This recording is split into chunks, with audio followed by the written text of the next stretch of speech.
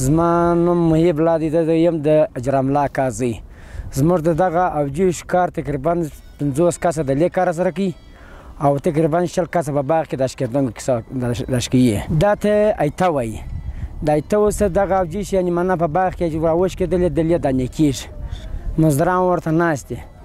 دا سم د لاسه دانې کېږي، بلته دغه موږ راخور ورته جوړ کړي، راخور ته وایي دا مو ورته جوړ کړي دي و دې ته ورلیږي، بیا ځي و دغه ته صفا اوبو ته ورلیږي چې په صفا اوبو پرېمنځل شوی، بیا ځي و بټۍ ته دغه دیګ چې کوم بټۍ دیګ چې راایشي جوش په هغه کې دغل کېږي چې هغه کې دغه شول، بیا د هغسې بېرته ځي و په سړو اوبو کې بېرته سړېږي، په سړو اوبو کې سړې شولې بېرته ولاړلې و دغه ته و میدان ته هوارېدو ته 10 کسان هلته ورته ناست دي، هغه یې هلته هواروي دغه کوي، بیا په دغه کې 8 ورځې 9 ورځې انشاءالله دا راټولېږي. یاره په دغه کې فایده ډېره ده، نو چې هغه څه تقریبا د 1 منه سانې منه 4 منه چې پاخه سي انګور چې غوښن سي د 1 منه 4 منه وځي، د 1 منه 4 منه وځي، نو ته حساب ورته وکړه چې په 15,000 روپۍ په باغ کې درکړي نو په 20,000 روپۍ پرې وځي.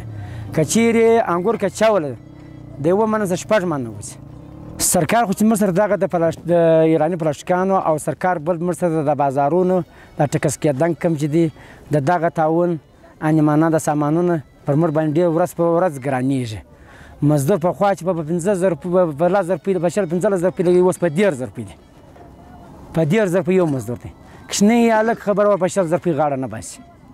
نو اوس موږ په دې کې که ته په خرچو کې د موږ ته حسابونه روان دي.